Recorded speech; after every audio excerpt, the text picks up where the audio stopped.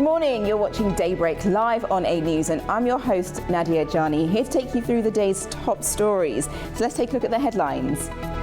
US envoys meet with mediators in Qatar, but there are no face-to-face meetings with Iranian officials. US military deploys over 900 personnel to Venezuela for earthquake response as death toll passes 1,700. And European Commission President will visit Azerbaijan today in her first trip to the South Caucasus.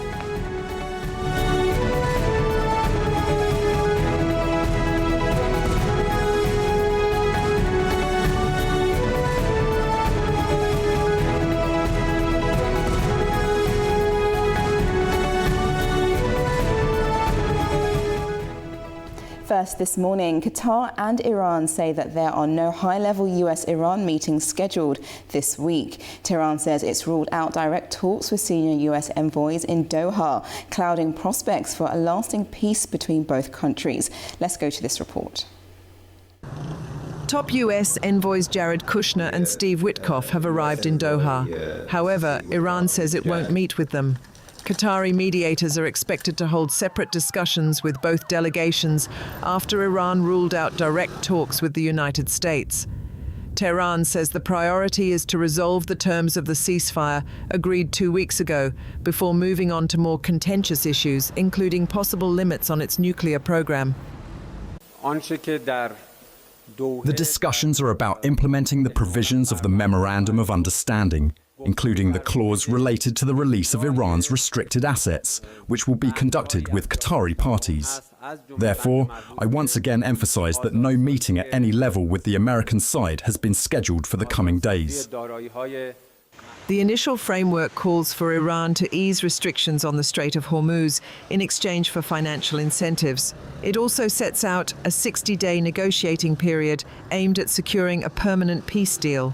Shipping through the Strait of Hormuz has partially resumed. However, Iran says it has the right to manage traffic alongside Oman and intends to introduce tolls when the 60-day negotiating period expires. US Vice President J.D. Vance rejected that idea, saying Iran would not be allowed to charge ships using the international waterway. Oil prices have fallen since the weekend despite the uncertainty, but the UN Trade and Development Agency warns vulnerable economies could still face higher food and fuel costs. Now let's take a look at the stories shaping the day across the globe, and we go first to the BBC and talking on Venezuela here, because a 3-year-old rescued and taken to hospital 6 days after the Venezuela earthquake. Now a child has been rescued from the rubble in Venezuela, and we do have some footage that you're going to see very shortly in regards to that. But it's been 6 days since the country was hit by the devastating twin earthquakes, and the boy who was later identified is known as Kilber Moran was rescued on Tuesday, which was yesterday, in what we're going to see as the footage now. This is the only reported survivor on the 6th day of rescue efforts, according to Venezuelan authorities. Now, Venezuela was hit by 2 earthquakes of a magnitude of 7.2 and 7.5 a week today, and the quake toppled buildings, trapping thousands of people beneath the rubble, and there are still rescue efforts being continued throughout the course of this week. Now, UN's Children's Agency, UNICEF, is carrying 47 metric tons of humanitarian supplies which have arrived in Venezuela on Tuesday. Now, the UN spokesperson Stefan Dujarric said adding their equipment would help support children and families. And as you can see from this footage that is now on your screen of this little boy, this 3-year-old boy, now being pulled from the rubble through with a number of rescue teams as well. See just there as he is now being seen to by a number of rescue workers, bringing him to safety. And not only that, he will go straight to the hospital to get the medical attention that he needs. But it's in a miracle attempt to make sure that they could get as many survivors. Now, just to add to all of this, there is a humanitarian aid, as I mentioned, going to Venezuela, and the equipment would help to support children and families in need. Now, the government has put the death toll at now more than 1,900, with more than 10,000 people injured. So that number keeps growing, but experts actually say that they think it's a significant undercount as more bodies are pulled from the rubble every day, and morgues are struggling to handle the influx of that. So So we will provide you with more and more information, but the death toll definitely seems that it's going to go a lot higher than what we're seeing currently at the moment, as search and rescue teams still try to gather as many, or try to get as many survivors out from beneath trapped buildings and the rubble there. Okay, let's move over to our next story this morning, and that's on Al Jazeera, and that's in relation to what took place in Pakistan, because at least 14 children killed after a roof of a Pakistan tuition centre collapses. So there were 14 children and a tutor collapsed in the eastern city of Lahore on Tuesday. It's Punjab's emergency service said rescuers found children and a 30-year-old female teacher under the rubble of the private after-school facility. The children killed were aged between 5 to 16 years, and preliminary reports show that the tutoring centre was actually unregistered and operating inside a privately owned residential building under a dilapidated roof. And that's just some of the pictures that you can see here of that particular building. Now, just to add, such centres are quite common across Pakistan, where children attend extra lessons outside regular school hours. Now, workers had been actually repairing tiles on the building when the roof gave way, is what a witness told a news outlet AFP. And then authorities have promised that an investigation is now going to be underway. And the provincial police said on X that 2 people had been taken into custody over the disaster, and Pakistan's Prime Minister Shehbaz Sharif expressed grief and said he prayed for a speedy recovery of those who were injured and directed the authorities to provide them with every possible medical assistance that they need. And just to add, the roof and building collapses are quite common across Pakistan, mainly because of poor safety standards and unsafe construction materials, and unfortunately this has led to quite a number of fatalities of a private after-school program in Pakistan. Okay, let's move over to our next story this morning, which is also everywhere. This is on the New York Times. This is in relation to the Supreme Court, which has upheld birthright citizenship, blocking a key Trump policy. So what is this, you might be asking? Well, the US Supreme Court has ruled that babies born in the US have a constitutional right to citizenship, which has rejected Donald Trump's bid to end a 150-year-old policy. Now, in a 6-3 decision, Chief Justice John Roberts ruled that children born in the US to parents unlawfully or temporarily present are citizens at birth under the 14th Amendment. Now, President Donald Trump has sought to limit that right through an executive order, arguing that the children of undocumented immigrants and some temporary visitors were not subject to the jurisdiction thereof, and thus not eligible for birthright citizenship, was what his argument was. But the ruling now is a major setback for Trump's immigration agenda and has been welcomed by civil rights groups across the country. Now, Trump called the ruling too bad for our country, but said the US Congress should now take up the matter legislatively, suggesting another avenue to keep the issue alive. Now, civil rights groups and Democrats celebrated the ruling from the Conservative Court, calling it one of the most important decisions in the modern era, and noting how it affirmed the promise of the United States. So that is what that particular Supreme Court decision is about, and has pushed back one of a key topic and a key line of defense that Trump has been trying to push in relation to his immigration stance. But they have now stated that if a child or if a baby is born on American soil, that makes them a citizen there. Okay, and let's move over to The Guardian now, in relation to what's been going on in South Africa, because police units deployed across South Africa before anti-immigration marches. Now, thousands have marched in South Africa's main cities to demand that all undocumented migrants leave the country. Now, police officers backed by private security guards have been deployed because of fears that protests could turn violent, as previously they have before, but this one seemed to prove that that was not the case. Now, these anti-migrant groups had set Tuesday as the deadline for undocumented migrants to leave the country.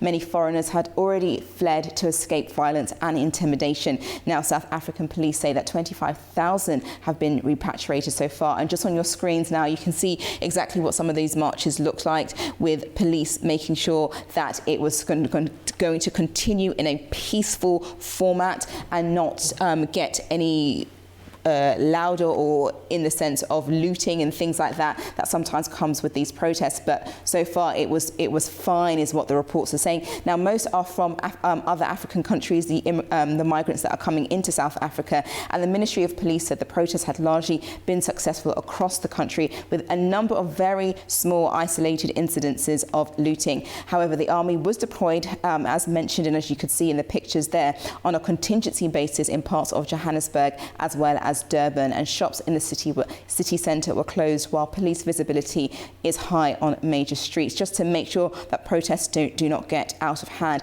And just to add, in a neighbourhood in Germiston, demonstrators went to homes evicting residents they actually suspected were foreign nationals and handing them over to police officers, insisting that they check their documentation, local media reported. But police have said that they arrested 5 people in total for alleged looting of a foreign-owned shop in Johannesburg, which was the biggest township in Soweto. So we have those reports. But just to add there that these are the marches that have been taking place in South Africa, and we will have some more information later on in the programme to kind of delve into this particular situation and why it's happening. Okay, well, that's the morning press roundup for now. We're now going to take a very short break, but when I return, I'll discuss the rest of the global stories. Don't go anywhere.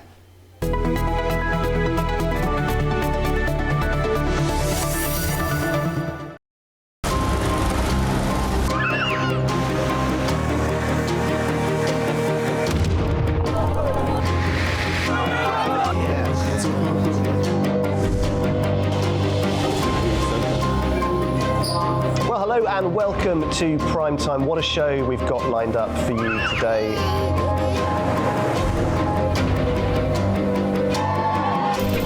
In a complex world, clarity is power.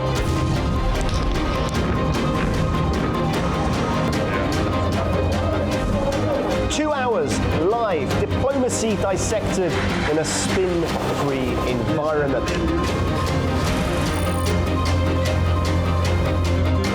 That's Prime Time with me, Guy Schoen, weekdays on A News.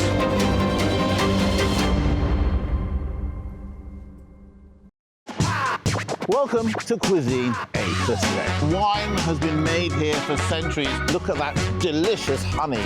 We're really high up in the clouds now. Lamb, chestnut, onion.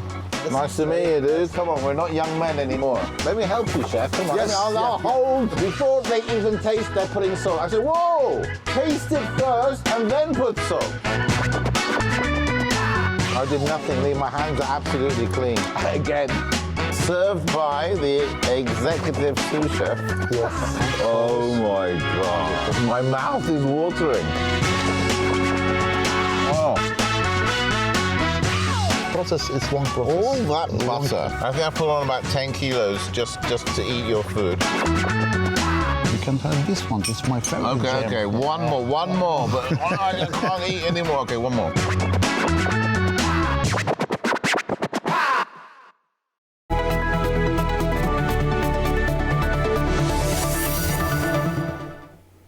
Welcome back. Now let's take a look at the global stories this morning, and we head first over to South America, where the death toll from last week's twin earthquakes in Venezuela has risen to nearly 2,000, according to authorities. Thousands of people have been injured and many more have been left homeless. Rescue teams supported by international crews continue searching for survivors, while emergency shelters remain open for displaced families. The US military has also deployed forces to support relief efforts and reopen airport operations and help deliver humanitarian aid.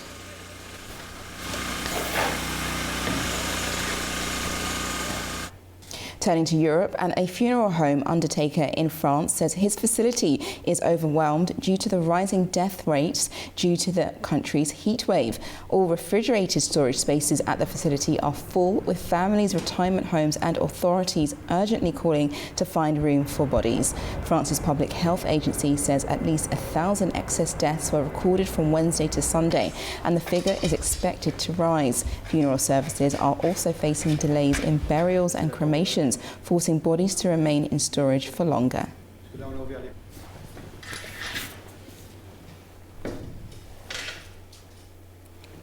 Britain is preparing for a major increase in defence spending as the government sets out plans to reshape its armed forces for a more dangerous world. Here's A News reporter Zainab Farizadeh for more. UK Prime Minister Keir Starmer has unveiled the government's long-awaited defence investment plan, describing it as a generational transformation of Britain's armed forces. He said the plan would make the UK safer in an increasingly unstable world. The government will invest an additional £15 billion in defence over the next 4 years. Annual defence spending is expected to rise from around £54 billion to almost £80 billion by 2029, a real terms increase of about 27%, according to the Prime Minister. To help fund the increase, Starmer said some infrastructure projects, including road and energy schemes, would be delayed or scrapped. He said the government was prioritising national security and would make savings through capital budgets rather than additional borrowing. A key part of the plan is more than £5 billion for drones and autonomous systems, the largest investment of its kind in UK military history. The funding will support new drones, autonomous naval systems and advanced technology across the armed forces. The plan also includes investment in the UK's nuclear deterrent, future combat aircraft and the Global Combat Air Programme with Italy and Japan to develop next-generation fighter jets. Starmer said the plan reflects lessons learned from recent conflicts, including the war in Ukraine. The government says that package will support around 60,000 jobs across the UK, strengthening both national security and the wider economy. Zainab Farizadeh, A News, Manchester, United Kingdom. Now, Norwegian, British and Turkey, as well as other NATO forces, joined US-hosted exercises off the coast of North Carolina, rehearsing boarding operations, anti-submarine warfare and amphibious assaults. The drills come as the Trump administration reviews US force levels in Europe and questions whether allies are doing enough on defense. Military commanders say operational cooperation remains strong despite political tensions. However, experts say if the Pentagon moves ahead with the plans to reduce NATO's reliance on US troops, it could mean fewer joint exercises in the future. The European Commission has released €3.9 billion to help Ukraine buy drones. The payment is the first part of a €6 billion package under the bloc's €90 million Ukraine support loan. More funding for the drones will follow in the coming days, with later payments also covering ammunition, missiles and air defence systems. Commission President Ursula von der Leyen says the funding will strengthen Ukraine's defence and Europe's security.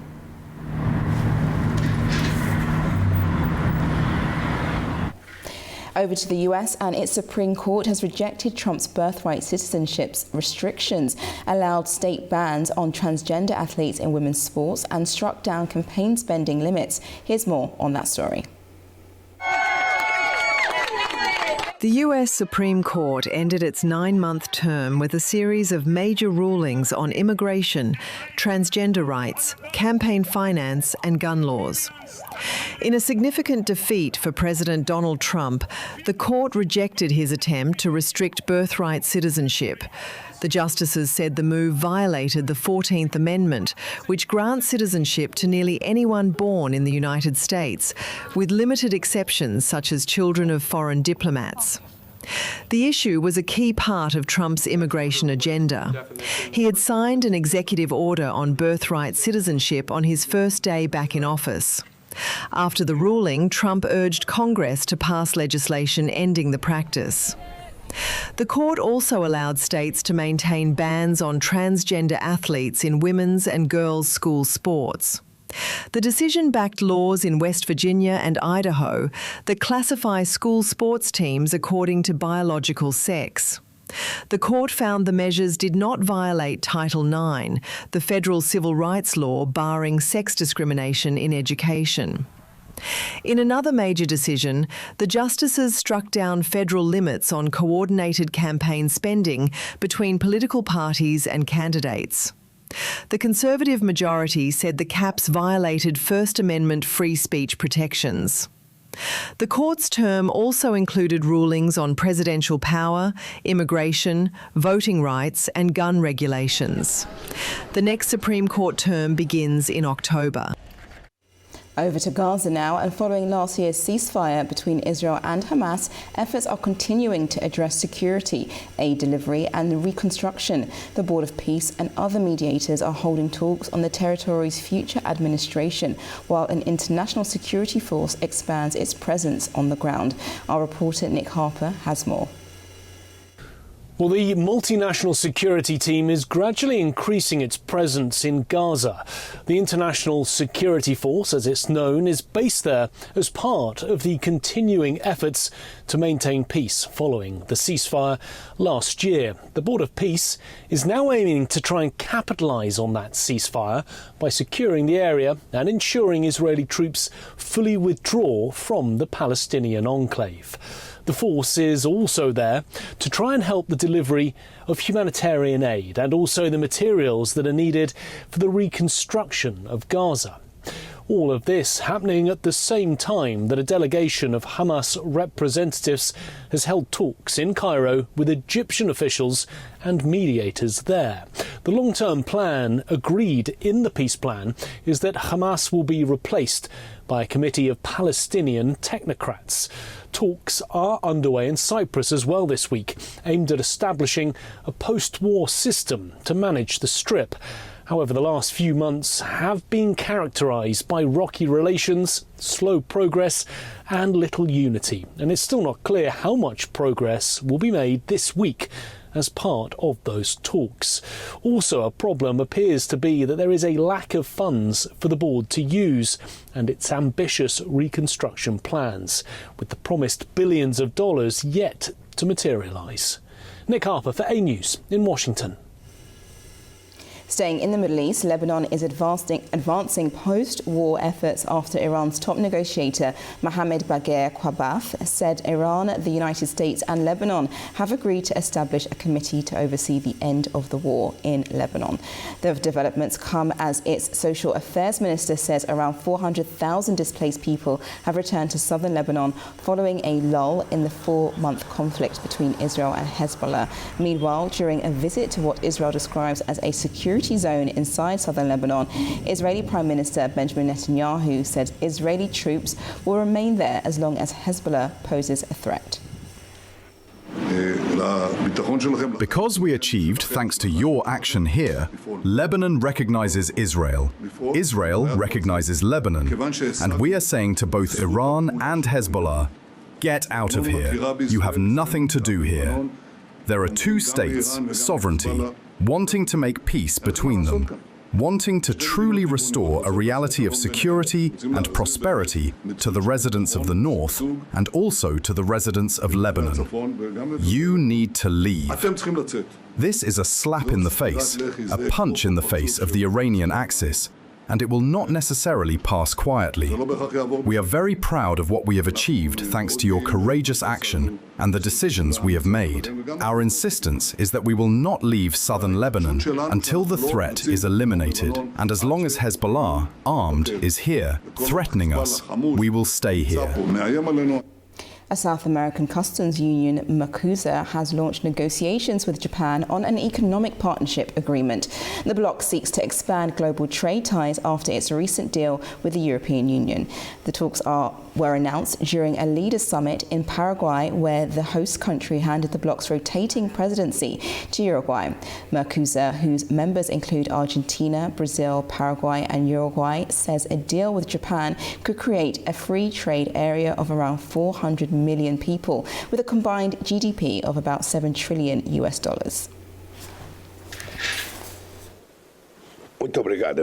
Muchas gracias, amigos. Chinese manufacturers are seeing a sharp rise in export demand as Europe's heatwave lifts orders for cooling products and US retailers stock up ahead of possible tariff hikes. The jump is giving factories and the shippers a boost on two key trade routes at the same time. Correspondent Manil Makdoum has more of the details. Chinese manufacturers are reporting a sharp rise in exports to Europe as a record heat wave drives demand for cooling products. Exports of portable air conditioners from China to Western Europe surged more than 70% in the first 5 months of this year, with shipments to France, the Netherlands, and Belgium more than doubling from a year earlier. Manufacturer media said that its plant in Guangdong province is operating around the clock to keep up with demand, with units being rushed to continent via China-Europe freight trains to catch the remaining summer season. At the same time, shipping companies say that U.S. retailers have brought forward orders by 4 to 6 weeks to ensure inventories arrive in time for Black Friday and Christmas shopping. Importers are seeking to avoid the impact of expected U.S. tariff increase later this year, prompting an early surge in cargo volumes on trans-Pacific shipping routes. Together, the surge in orders is providing a boost to Chinese manufacturers, exporters, and international shipping companies. Manu Maktoum, A News, Beijing. Turning to the continent of Africa, where thousands of protesters took to the streets in cities across South Africa demanding action on undocumented migrants. In Durban, organisers urged the government to use national resources over the next 6 months to remove unauthorised migrants, adding the protests would continue every Thursday. In Johannesburg, protesters demanded tougher action against businesses they claim are operating illegally. Many marches were peaceful. However, police did say they had arrested some looters. At least 12 people have died and 7 remain missing after torrential rains caused severe flooding in Ghana, including in the capital of Accra. Officials recorded 169 millimetres of rain fell in one day. Authorities say around 40,000 people have been affected, with more than 7,000 households displaced. The government says it's mobilising around $31 million for emergency relief and flood mitigation efforts as rescue operations continue.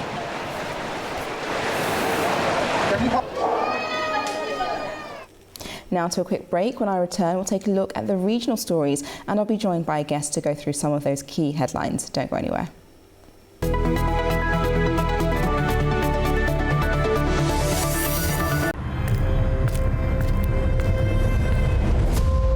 Manuel González, Bautista Juan, Francisco Fernández. Why is there a list of Spanish names at a flight school in the Soviet Union? I added a year to my real age because otherwise I wouldn't have qualified. $1,011,697 were paid for the training. So they gave them Russian names, and nobody would know anything. They turned them into fighter pilots in 6 months. Flying, classes, and non-stop. There were about 20 fatal accidents. That's nothing for 850 kids who knew nothing about aviation. Any enemies? There were 40 of them. I didn't see a single one. They wore headsets connected by rubber tubes. In an unknown language. It was made entirely of wood and fabric. It doesn't have any brakes either. The I-16 was like a doll. We flew at 6,000 meters without oxygen. Push the stick forward. Truly scared. Some pilots would lose consciousness and fall. In this way, the Republic held out for not 1, but 3 years. Then the school was closed. If you return to Spain, Franco will execute you. Stalin approached him and asked, Are you Georgian? No, I'm Spanish.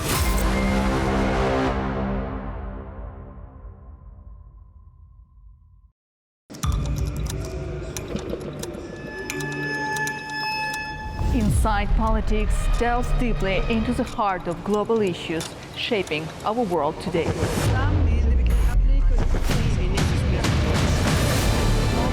Join me for your go-to source of political analysis from across the region and beyond.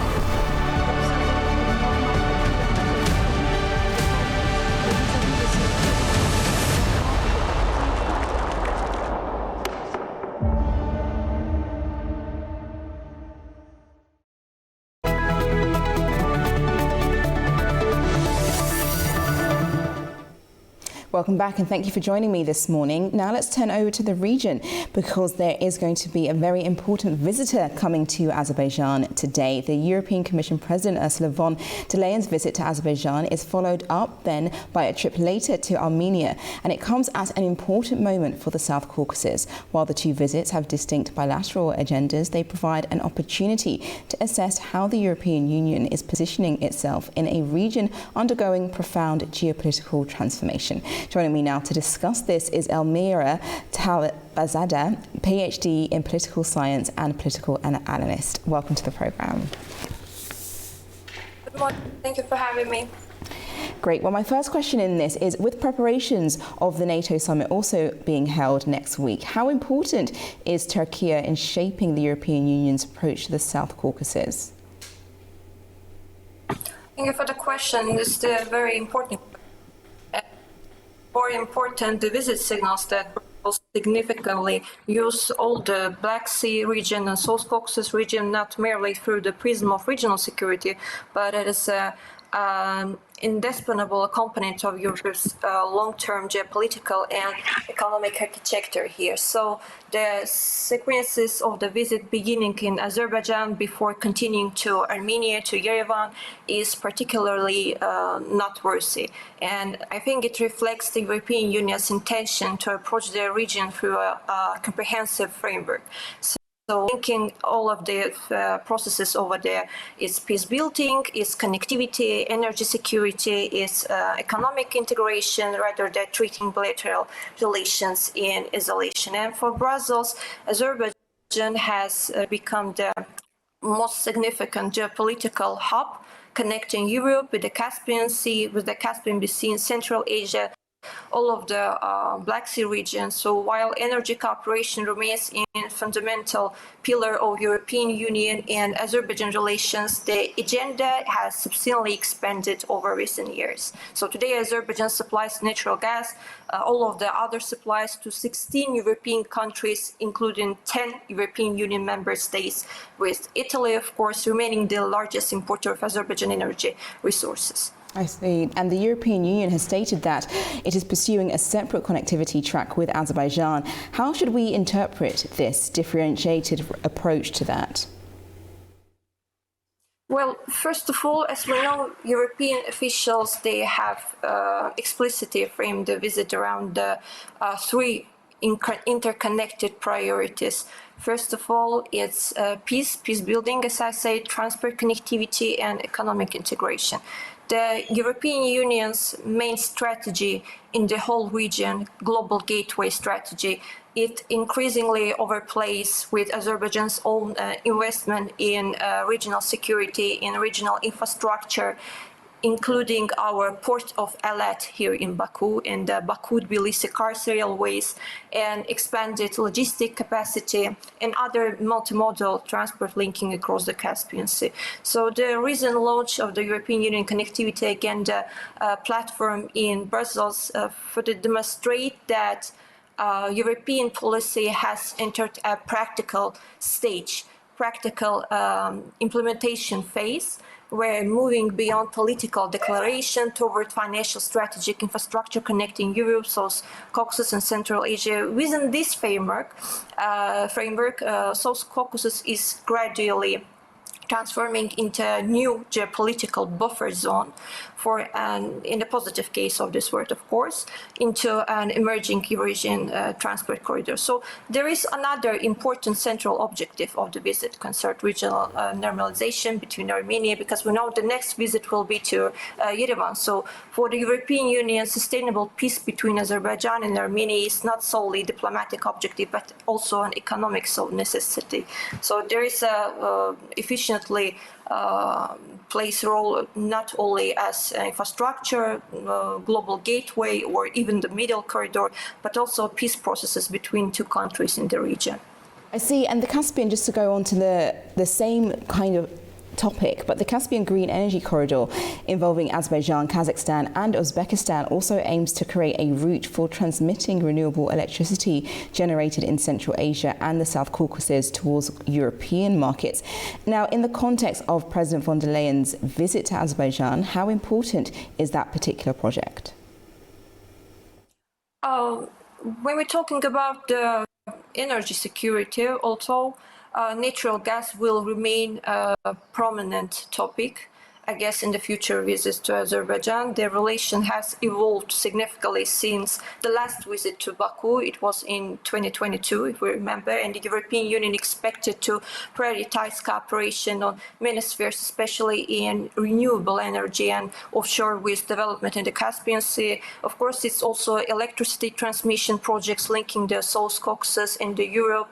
Of course, it's also critical infrastructure investment, digital connectivity, transport modernization, and some other potential future transit of Central Asian energy resources through Azerbaijan. So this broader, I think, agenda reflects Europe's effort to diversity, not only its energy imports, but also its strategic supply chains. So why the visit is matter? Of course, beyond the energy security, of equally significant. The visit follows renewed European Union's engagement with also renewed region of the South Caucasus, including the March discussion between Antonio Costa and Ilham Aliyev here in Baku, as well as the recent launch of new regional connectivity initiatives under the European Union's Global Gateway Framework. So reports that Ursula von der Leyen met Europe's largest banking executives, including leader to Banco Santander, if I'm not mistaken, Paribas, Societe Generale, it's immediately before departing for the South Caucasus are particularly revealing. So their participation suggested that Brussels is not solely pursuing its political dialogue, but also exploring its new mechanism to mobilize European private capital for strategic infrastructure, for many other spheres, economic stability, some other strategies here in South Caucasus region. And Azerbaijan has a strategic partnership documents with 9 EU member states, whilst the European Union as a whole remains Azerbaijan's main trading partner and its largest export market. What should be added then to Azerbaijan-EU relations at this stage in regards to that? Well, Azerbaijan is now occupies a uniquely strategic position for European Union. All of these documents, all of these memorandums between European Union and Azerbaijan, it established energy partnership with Europe, extensive transport infrastructure, of course our important geopolitical location and our growing role in the not only in the multipolar world, but also in some projects, regional projects. I mean, Middle Corridor that collectively make Baku for cornerstone of the European Union long-term engagement in the region. So for Brussels, strengthening cooperation with Azerbaijan is therefore becoming less a matter of bilateral diplomacy than a prerequisite for advancing Europe's wider objective in energy security, economic resilience, and Eurasian connectivity. So I feel that there will be new look to our region. They will take a look to the new bilateral relations between European Union and Azerbaijan in the future. So such, even ultimately, Ursula von der Leyen visit reflects a new notable evolution in the whole European strategy. But the South Caucasus is increasingly viewed now, not as the European Union permanent partner in some spheres, but as a more larger global strategy in the whole Eurasian complexes. And given, sorry, not to cut you off there, and given Armenia's deep economic links with Eurasian Economic Union and its continued structural dependence on Russia in several sectors, what else can Brussels realistically do to make Armenia's economic position more resilient?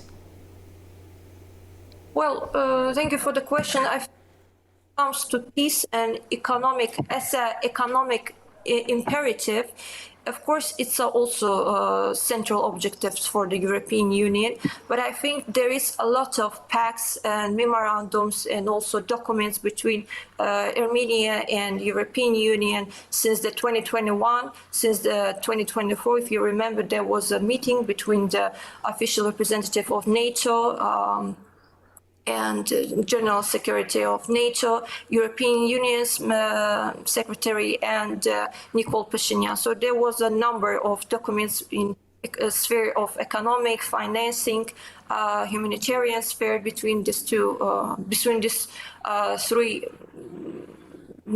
actors of international relations. So I think for the Brussels perspective, it's also important to view not the region of South Caucasus, not a separate region with a separate three republics, but a complex and objective region itself. So there is a lot of spheres where they can have a deal with all of these three countries in the digital infrastructure, in electricity interconnections, and potentially with the region that connects Central Asia energy exports. It can reach European markets, I think. So the main center of discussion will likely be the development of the middle corridor and its part, Trip corridor or Zangezur corridor.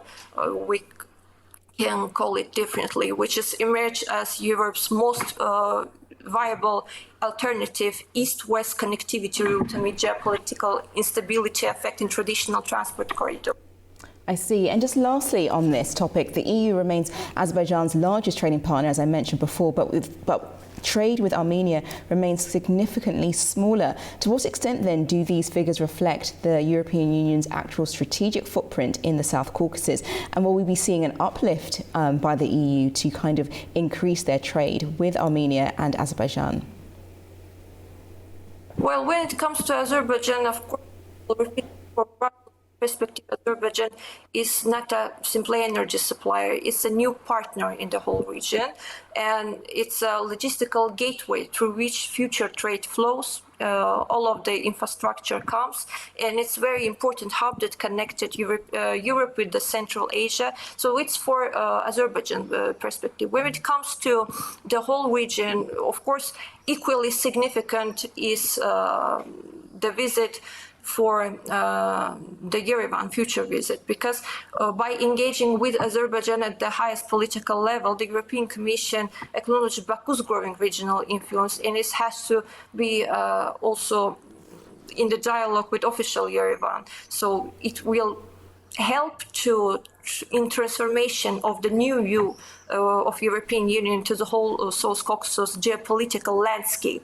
So even the normalization process between Azerbaijan and Armenia, and some economic stimulus from European Union to Armenia, some regional construction initiatives and emerging connectivity projects collectively increase Azerbaijan's and also whole regions, I mean even the Armenian strategic relevance with the European Union external policy framework. So, however, the partnership is gradually, in my opinion, with Armenia and with Azerbaijan also moving beyond natural connectivity that has to be over the last 10, 20, 30 years, because all of the sides are expected to prioritize its cooperation, Armenia with the European Union, Azerbaijan with the European Union, and even Georgia with the European Union in some renewable projects, new projects. And it's not only about the development in political, energy, economic spheres, is particularly offshore projects, wind projects in the Caspian Sea when we're talking about Azerbaijan. It's also green electricity transmission when we're talking about the Georgia, because we know the cable that comes under the sea. It's some other electricity interconnectors. It's financial cooperation, business cooperation of Armenia, economic cooperation of Armenia with the European Union. So it helped all the South Caucasus link more closely with European market in many spheres. I see. Well, thank you so much for joining me on the programme to discuss that, Ms. Talibzadeh, for your time and expertise. Thank you again. Thank you so much. Thank you for having me. Right, turning to Afghanistan, and its Taliban government says it has carried out strikes on targets along the border with Pakistan, escalating tensions between the two countries. Meanwhile, Pakistan's military said it shot down several drones and warned against further provocation. According to reports, the strikes follow Pakistan air operations in Afghanistan on Sunday that the United Nations said killed civilians. Both sides accuse each other of cross-border attacks, with tensions rising despite a ceasefire agreement reached in October. The United Nations say numbers of civilian casualties could rise after Pakistani airstrikes hit parts of eastern Afghanistan. The strikes have triggered growing international concern as Kabul warns it will respond at what it calls an appropriate time. Our correspondent now is in Kabul with this. The United Nations Assistance Mission in Afghanistan says the numbers of casualties could rise as hospitals continue to treat the injured after Sunday's airstrike by Pakistan. According to the UN, the deadliest strike took place at around 11:30 p.m. local time in Chamkane district of Paktia province, where at least 22 civilians were killed and 47 others injured. 6 civilians were killed in Paktika's Gyan district and 2 children were injured in Kunar's Maravara district. The mission said it is continuing its verification work and has again called for respect for international humanitarian law, including the principles of precaution, distinction and proportionality. There's also been strong international reaction. The UK Special Representative for Afghanistan, Richard Lindsay, said he was deeply concerned by the continuing violence and a loss of life, while UN Special Rapporteur Richard Bennett expressed concern over the attack and called for restraint, civilian protection and accountability. The European Union has also called for the full protection of civilians and an immediate de-escalation of tensions. UNICEF said they were deeply concerned by reports that children were among those affected. Meanwhile, the spokesperson of the UN Secretary General, Antonio Guterres, said the Secretary General is deeply concerned by the violence between Afghanistan and Pakistan, calling for an immediate end to hostilities and urging both sides to resolve differences through diplomacy. Afghanistan government spokesperson Zabiullah Mujahid has told local media that Kabul will respond to the attack at what he called an appropriate time, describing the expected response as crushing, but giving no further details. Tamim Bahis in Kabul, A News. Now, at least 14 children have died after the roof of a private tutoring centre collapsed in Pakistan's eastern city of Lahore. Punjab's emergency service say rescuers found children and a 30-year-old teacher under the rubble. Authorities say the children who died were aged between 5 and 16-year-olds, with most of them under 9 years old. Punjab Information Minister says preliminary reports showed that the tutoring centre was unregistered and operating inside a privately owned residential building.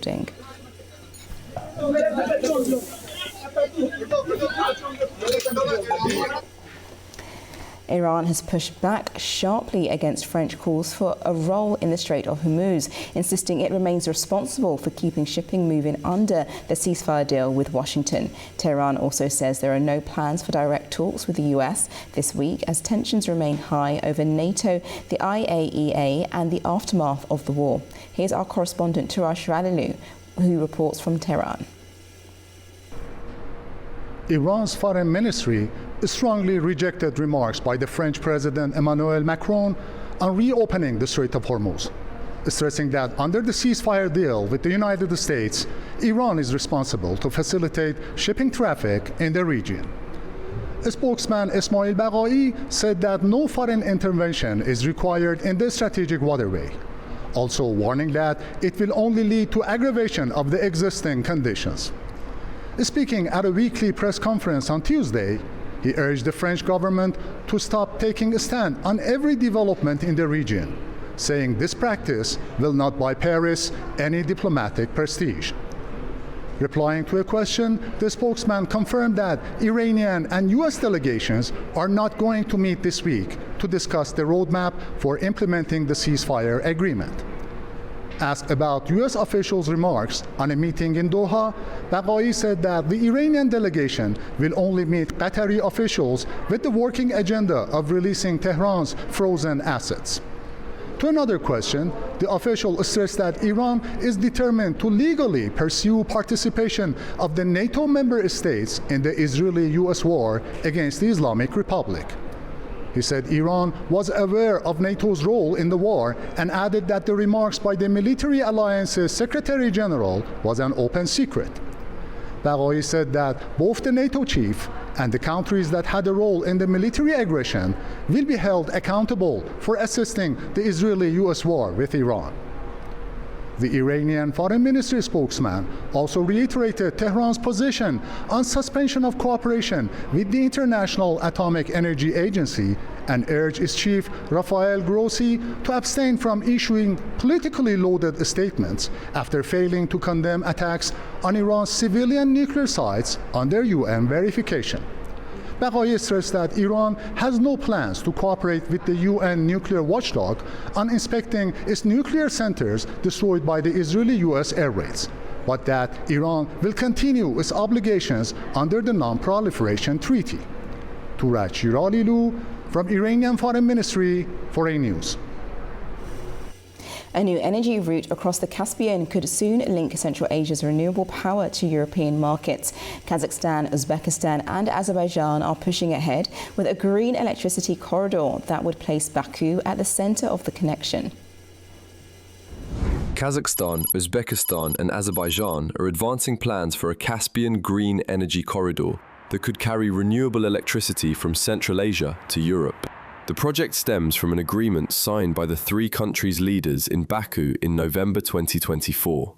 It's centered on a planned submarine cable across the Caspian Sea, linking Central Asia's renewable energy sector with Azerbaijan and onward to Europe. Azerbaijan is expected to serve as the main gateway to European markets. The country is already working with Georgia, Romania and Hungary on a 1,500-kilometer Black Sea submarine cable project that could help carry Central Asian power to European consumers. The Asian Development Bank and the Asian Infrastructure Investment Bank signed an agreement with the energy ministries of Azerbaijan, Kazakhstan and Uzbekistan in April 2025 to support the corridor's feasibility study. Italian consulting and engineering company CZ has begun work on the study, which is estimated to cost around 1 million euros. The study will assess whether the corridor is technically and commercially viable. The project aims to integrate up to 5 gigawatts of capacity by 2030. The three countries have also created the Green Corridor Alliance, registered in Baku in July 2025, to oversee implementation. The feasibility study is expected to be completed in May 2027. The project comes as Central Asian countries expand renewable energy production. Kazakhstan has around 3.7 gigawatts of renewable capacity, while Uzbekistan is targeting a sharp increase in clean energy by 2030. Azerbaijan has more than 2 gigawatts of renewable energy capacity, including 65 hydropower plants, 6 wind farms, and 9 solar power plants. Renewables account for around 20.8% of Azerbaijan's total installed electricity capacity. For Europe, the corridor fits into efforts to diversify energy supplies, import more low-carbon electricity, and strengthen energy security. Staying in the region, Kyrgyzstan is tightening oversight of fuel supplies as regional instability raises concerns over deliveries and prices. The government says it wants closer monitoring of imports and faster coordination to reduce the risk of shortages in a market heavily reliant on outside supply. Our correspondent Sevil Rajapova picked up the story for us. Kyrgyzstan has announced a strict oversight of its fuel supplies as the government moves to safeguard the domestic market against potential disruptions. During the government meeting chaired by Chairman of the Cabinet of Ministers Adilbek Kasimaliyev, officials reviewed current fuel reserves and supply conditions. Authorities said geopolitical developments continue to complicate logistics and put pressure on fuel prices across the region. Kyrgyzstan imports most of its petroleum products, with Russia its main supplier. The country consumes around 1.5 million tons of fuel annually, making stable supply chains critical for transport, agriculture and the wider economy. The government says it's also working to diversify fuel imports, with officials saying new supply arrangements have already been secured to help maintain market stability. Following the meeting, the cabinet instructed relevant agencies to introduce daily monitoring of fuel deliveries and submit regular operational reports. Weekly coordination meetings will also be held to respond more quickly to potential risks and help prevent shortages. It is Sevil Rajapova reporting from Tashkent, Uzbekistan, A News. Now time for a quick break. When I return, I'll have a full update on the latest headlines, plus a look at what's making the front pages this morning. Don't go anywhere.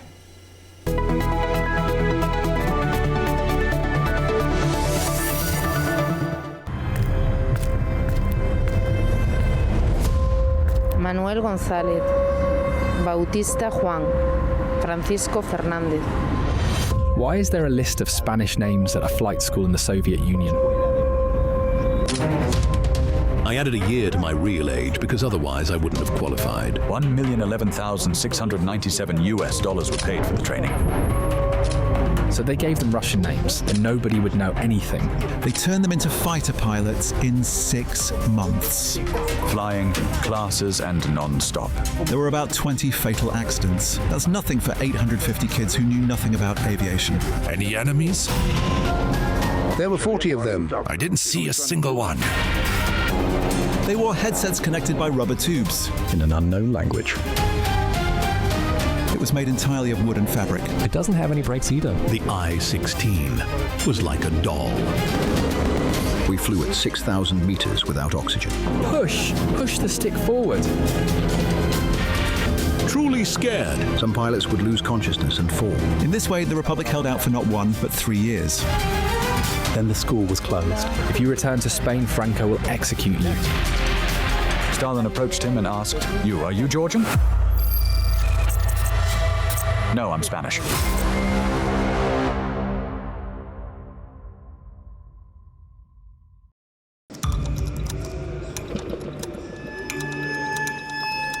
Inside Politics delves deeply into the heart of global issues shaping our world today.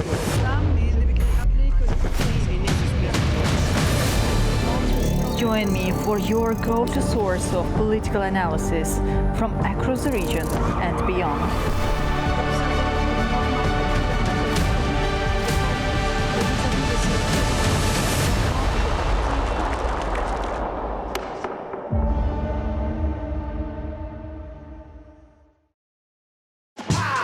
Welcome to Cuisine A to Z.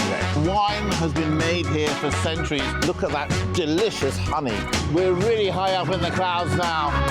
Lamb, chestnut, onion. Nice to meet you, dude. Come on, we're not young men anymore. Let me help you, chef. Come on. Yes, I'll hold. Before they even taste, they're putting salt. I said, whoa! Taste it first and then put salt. I did nothing. My hands are absolutely clean. Again. Served by the executive sous chef. Yes. Oh my God. My mouth is watering. Oh. Process is one process. All that butter. I think I put on about 10 kilos just to eat your food. You can have this one. This is my favorite. Okay. One more. But I can't eat anymore. Okay, one more.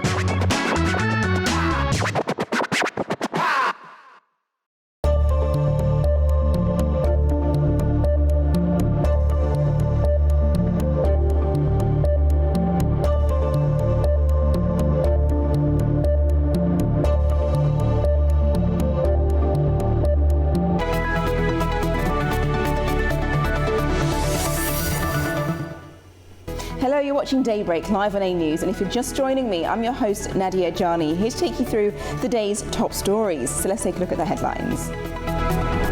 US envoys meet with mediators in Qatar, but no face-to-face meetings with Iranian officials. US military deploys over 900 personnel to Venezuela for earthquake response as death toll passes 1,700.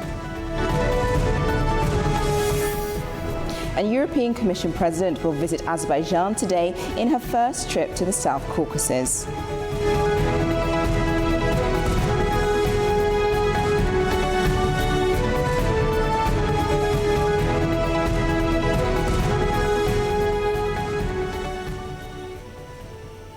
Now let's take a look at the stories shaping the day across the globe, and we head first over to the Guardian website, which is leading with a story in Pakistan where a roof has collapsed and killed, unfortunately, 14 children and at a tutoring centre. Now this happened on Tuesday, and 14 children have died because of a roof at a tutoring centre collapsed in Pakistan's eastern city of Lahore on Tuesday.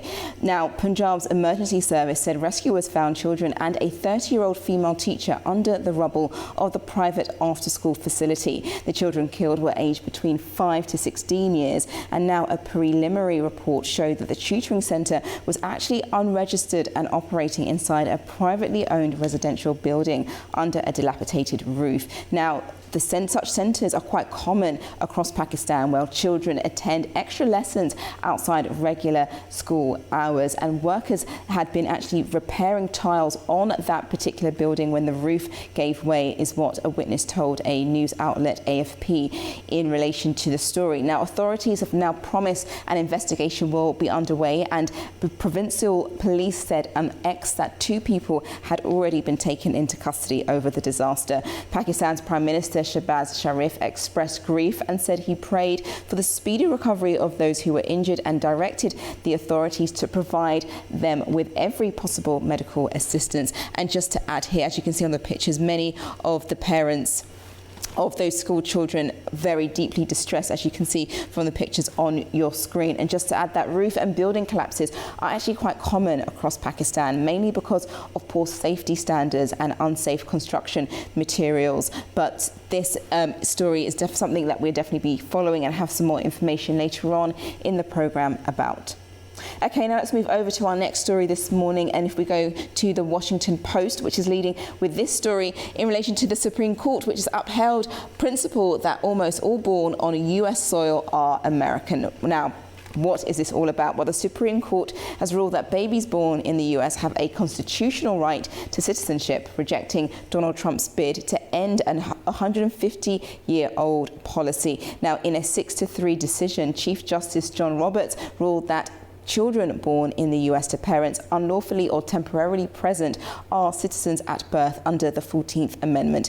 Now, President Trump had sought to limit that right through an executive order, arguing that the children of undocumented immigrants and some temporary visitors were not subject to the jurisdiction thereof and thus not eligible for birthright citizenship. Now, the ruling is a major setback for Trump's immigration agenda and has been welcomed by civil rights groups. As you can see here, quite a number of them very happy with the actual outcome. Now, Trump has called the ruling too bad for our country, but said that the US Congress should now take up the matter legislatively, suggesting another avenue to keep the issue alive. Now, civil rights groups and Democrats celebrated the ruling from the Conservative Court, calling it one of the most important decisions in the modern era, and noting how it affirmed the promise of the United States. So that was this particular Supreme Court decision in relation to Trump wanting to change the birthright legislation on what the US had put in place for the past 150 years is not going to change. Those who are born in the US are identified as US citizens. Okay, now let's move over to our next story this morning, and that's in relation to the US and Iran. And we move over to our next website, which I'm waiting for it to come up because it's the New York Times. Gosh, it's just there. So US and Iran to meet with mediators in Qatar. Now, the US and Iranian officials are in Qatar for indirect talks aimed at turning the fragile ceasefire into a longer-term peace deal. Now, just to sum up exactly what's happened, because there hasn't been any face-to-face particular meetings planned with the US officials in Qatar, but just with Qatar acting as a mediator between the two because of the deep mistrust between Iran and the US. Now, the Strait of Hormuz remains a very big sticking point, and after recent attacks has raised fears of renewed conflict. The ceasefire as well has left key issues unresolved, including Iran's nuclear program, US sanctions, and control of the strategic waterway. Iran wants greater authority over shipping through the strait, while the US is pushing for free and unrestricted passage. On top of that, Iran and Oman are considering a plan to charge ships transitioning through the strait, despite US opposition to that particular idea. And although the fighting has paused, both sides remain far apart on the main issues, leaving the future of the ceasefire uncertain. But now let's go to this particular report that will give us more information on this top story. Top US envoys Jared Kushner and Steve Witkoff have arrived in Doha. However, Iran says it won't meet with them. Qatari mediators are expected to hold separate discussions with both delegations after Iran ruled out direct talks with the United States. Tehran says the priority is to resolve the terms of the ceasefire agreed 2 weeks ago before moving on to more contentious issues, including possible limits on its nuclear program. The discussions are about implementing the provisions of the Memorandum of Understanding, including the clause related to the release of Iran's restricted assets, which will be conducted with Qatari parties.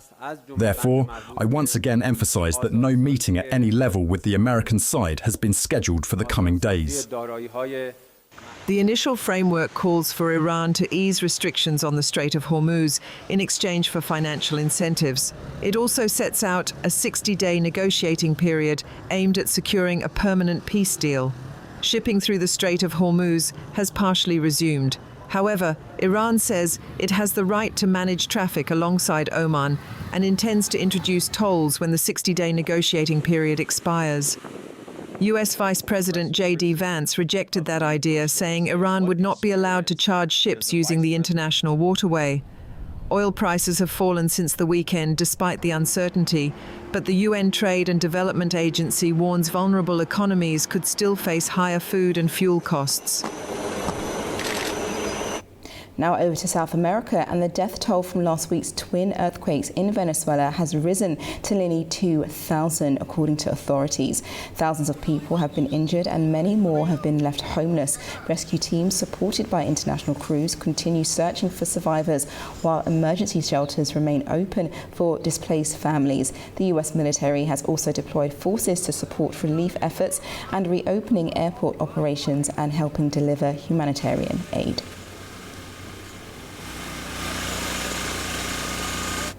NATO is reinforcing its eastern flank with a new command structure for the Baltics as the US and Germany reaffirm their commitment to defend the alliance against potential Russian aggression. Our correspondent Anita Sharma has the details.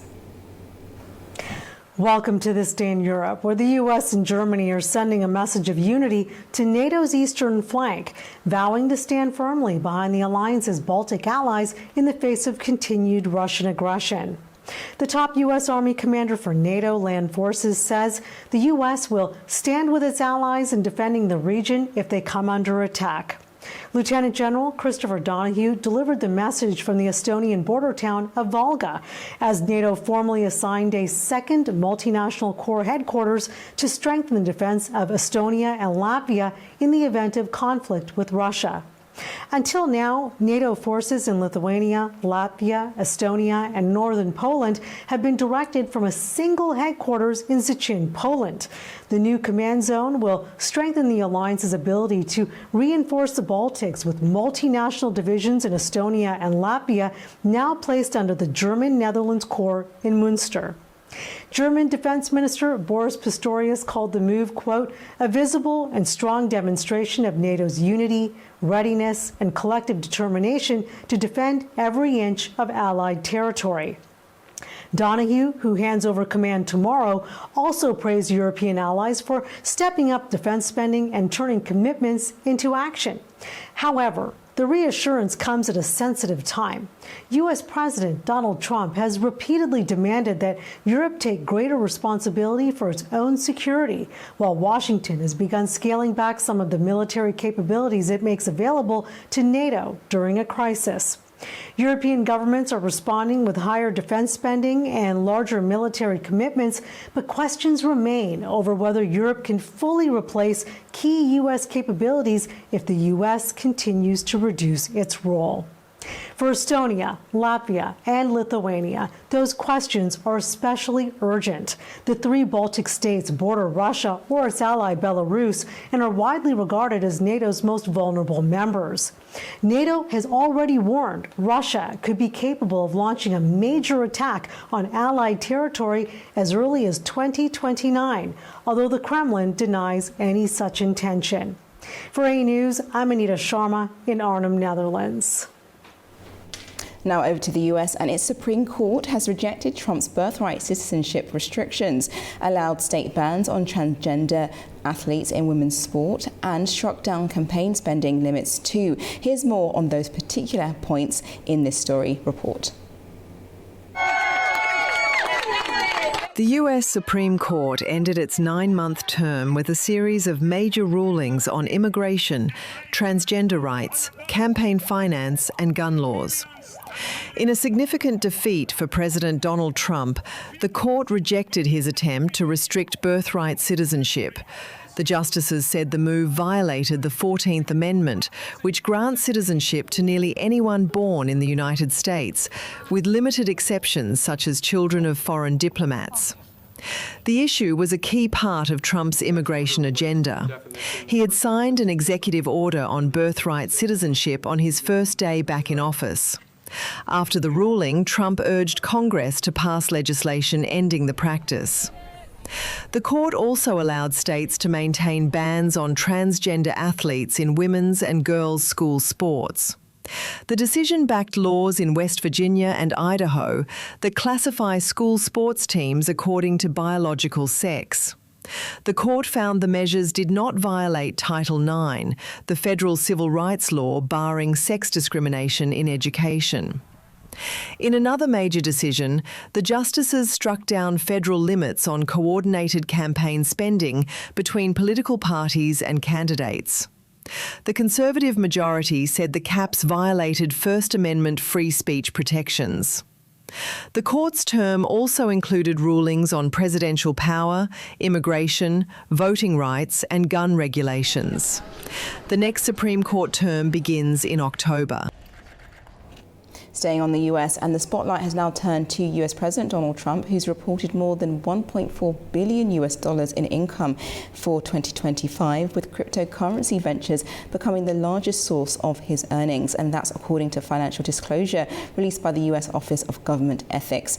The filing showed Trump earned almost $800 million from World Liberty Financial, a crypto platform co-founded by him and his sons, as well as from the sale of his Trump meme coins. It also listed earnings from media settlements, business licensing deals and traditional assets, including golf courses and resorts. The report highlights his growing involvement in digital assets, which have expanded significantly during his presidency.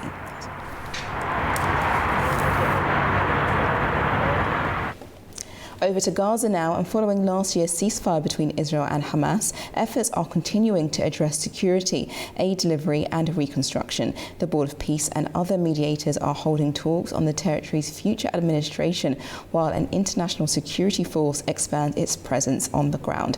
Reporter Nick Harper has more. Well, the multinational security team is gradually increasing its presence in Gaza. The International Security Force, as it's known, is based there as part of the continuing efforts to maintain peace following the ceasefire last year. The Board of Peace is now aiming to try and capitalise on that ceasefire by securing the area and ensuring Israeli troops fully withdraw from the Palestinian enclave.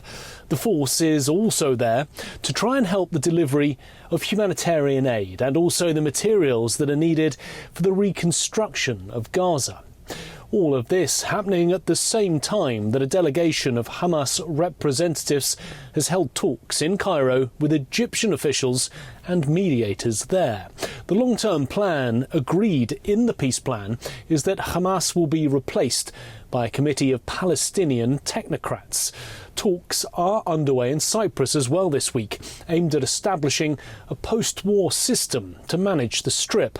However, the last few months have been characterised by rocky relations, slow progress and little unity. And it's still not clear how much progress will be made this week as part of those talks. Also, a problem appears to be that there is a lack of funds for the board to use and its ambitious reconstruction plans, with the promised billions of dollars yet to materialise. Nick Harper for A News in Washington. Staying in the Middle East, Lebanon is advancing post-war efforts after Iran's top negotiator Mohammad Bagher Qalbaf said Iran, the United States and Lebanon had agreed to establish a committee to oversee the end of the war there. The developments come as Lebanese Social Affairs Minister says around 400,000 displaced people have returned to southern Lebanon following a lull in the 4-month conflict between Israel and Hezbollah. Meanwhile, during a visit to what Israel describes as a security zone inside southern Lebanon, Israeli Prime Minister Benjamin Netanyahu said Israeli troops will remain there as long as Hezbollah poses a threat. Because we achieved, thanks to your action here, Lebanon recognizes Israel. Israel recognizes Lebanon.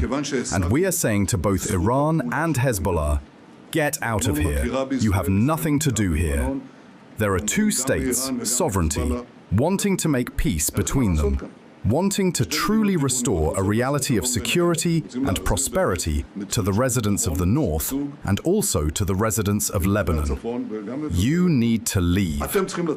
This is a slap in the face, a punch in the face of the Iranian Axis, and it will not necessarily pass quietly. We are very proud of what we have achieved thanks to your courageous action and the decisions we have made. Our insistence is that we will not leave southern Lebanon until the threat is eliminated, and as long as Hezbollah, armed, is here, threatening us, we will stay here. Ukraine's Foreign Minister Andrei Sybiha met with South Korean Foreign Minister Chu Hyun in Seoul for talks on bilateral cooperation. One of the topics they discussed on Tuesday was the North Korean prisoners of war who were being held in Kyiv. Seoul says that the soldiers still want to go to South Korea. Both sides agreed the issue should be handled in line with international law and humanitarian principles. The soldiers were captured in Russia's Kursk region in January 2025.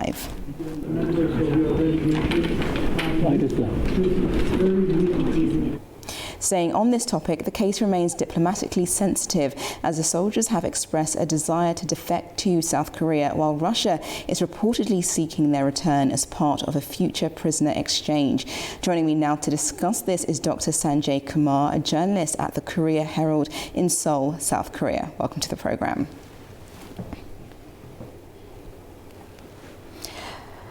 My first question in relation to this story is, can you explain why these two North Korean prisoners have become such an important international issue? What makes this case so unusual?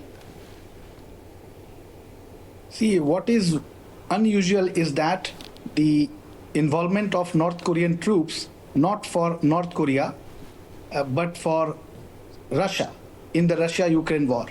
This makes the case more complex, which is affecting not just the Russia-Ukraine war front, but also the entire Northeast Asian security and the East Asian security. Because once you join a war for third party, so for North Korea, this Russia-Ukraine war is like not direct, it was not being done just to tackle with the direct threat that North Korea has. It has been a kind of commercial kind of relationship, but that commercial ties have been forged last year, and it shifted to the military alliance between Russia and North Korea. And that is why it becomes more important and crucial, because once this kind of defense cooperation gets forged, it affects the entire security dynamics from South Korean perspective, from Chinese perspective you can bring in, and the Japan and US perspective also. So that is why it changes the architect of the security, and that is why it is very crucial, because South Korea also has to tackle, because now North Korean POWs have been involved and there are some legalities too. I see. Well, the soldiers say they want to go to South Korea, not back to North Korea. Who decides what happens to them, and what does international law have to say about that? Definitely, it is going to be in accordance with the Geneva Convention, the third one, and only any decision can be only made through that reference. And of course, once the international law guided by the Geneva Convention gets a decision on this, after Russia-Ukraine war gets settled, which is not looking right now to be settled in few weeks, but whenever this happens, that time definitely there will be a decision, and based on that, South Korea will follow that, and the South Korean government will also look into bringing the POWs if the law permits, because South Korea remains open to receive them. There are two POWs according to the information that we have, according to media reports and the official reports. So in that scenario, South Korea would be following the international law as well as the domestic law, and those POWs will be taken into consideration. And South Korea remains open, but it depends on the Ukraine and Russia how they are going to settle this. It is an international issue, and there would be more POWs too. But these two North Korean soldiers remain critical when we see from the Seoul's perspective. I see. Now, after more than 5 years of fighting, do you think there's any realistic path to peace, or should the world prepare for a long-term conflict with global consequences in regards to the back and forth with Russia, Ukraine, and obviously its partners in all of this, Korea, Japan, a number of different people and actors in all of this? Diplomacy and dialogue remains the key aspect here, but it is not functioning. We have seen in the last 4 or 5 years that all these talks have failed. Even during President Trump also, he tried many times. But it looks like this entire this war rhetoric and the entire war, it needs a very strong third-party involvement who is not aligned by any sides, because there is an European presence here, and that's why Europe is playing a very key role in deciding the factors of the agreement, and that is why we need some more parties. Maybe we can think of some parties in the Middle East. We can think some middle players into it, because President Trump has already tried. We cannot say that his attempts failed, because he is still in communication, but it looks like President Trump has been busy with the Iran and Israel conflict. Now it is high time that he takes some interest, and some other middle powers can play a role. And if that middle powers are from Europe, that would be, I think, key to settle this dispute. Yeah. I think not dispute, but war, I should say. Yeah. I see. And just looking ahead, what lessons should then the international community be taking from this case and from a war that now has countries, as we mentioned, from Europe and Asia becoming increasingly involved? What are the key lessons or outtakes from this? The key lesson is to realize the reality that the world is very fragmented, and all these multilateralism form of diplomacy has failed in last few years, and that is why there is high time to build more institutions which can promote confidence building measures. Because what we have seen in last few years, that the role of United Nations is not the one that we are seeing is not the same as we could see a decade or 2 decades ago. So that is why the international community has to realize that the world must not be fragmented the way it is. And, like in Central Asia, we see that there are peaceful negotiations always which work. And there have been some negotiations in Iran-Israel conflict also. We have seen in ASEAN also working. But in this Russia-Ukraine war, all these talks were not working. So it is high time for the international community, as well as especially the European community, to look into this very seriously. There is a serious introspection needed in order to, mitigate, or at least, if not mitigate, at least not to have war again of this scale, because it is not just affecting Russia, Ukraine, but it is affecting many countries, including East Asia, Northeast Asia, and Europe, of course. So this lesson has to be, learned by all the involved and uninvolved parties, because all the those countries who are not involved also have been facing this. Indeed. Well, thank you so much, Mr. Kumar, for coming on and explaining that to me. That's been very helpful. Thank you again. Now we head over to what's going on in China, because Chinese scientists have made a breakthrough in space research by detecting radio pulses for the first time from a young neutron star long considered radio quiet. The discovery could reshape scientists' understanding of how young neutron stars form and evolve. Our reporter Abahayat Shafarova sent this from Beijing. Chinese scientists have for the first time detected radio pulses from a young neutron star that had remained silent at radio wavelengths despite decades of observations. The discovery was made by researchers from the National Astronomical Observatories of the Chinese Academy of Sciences and Tsinghua University and has been published in the journal Nature Astronomy. The object belongs to a rare group of neutron stars known as central compact objects, or CCOs, found at the centers of supernova remnants. These stars are bright in X-rays, but until now, scientists had never detected radio signals coming from them. Using South Africa's Meerkat radio telescope, researchers identified regular radio pulses from a well-known CCO with a pulse period of about 224 milliseconds. The finding confirms that the object is a radio pulsar. Scientists say the discovery provides important new evidence for understanding the birth and evolution of young neutron stars.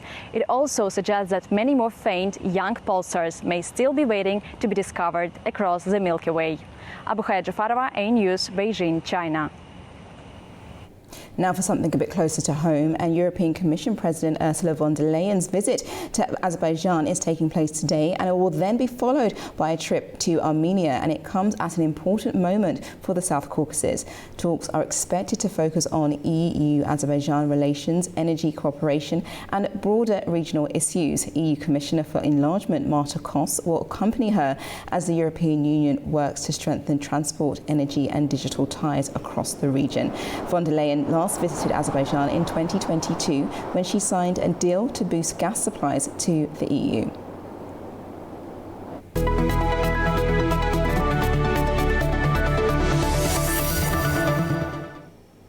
We're back talking about the World Cup because it's delivering plenty of drama, with more teams booking their places in the round of 16 after a day of high-stakes action. So let's take a look at the results for the last 24 hours. And we go to the Ivory Coast, who played Norway. Norway took that win, winning 2-1 over the Ivory Coast. Then France beat Sweden 3-0. We then move over to Mexico, who played Ecuador, and they were able to beat Ecuador 2-0, as you can see on your screens. Wow, becoming very interesting, these results.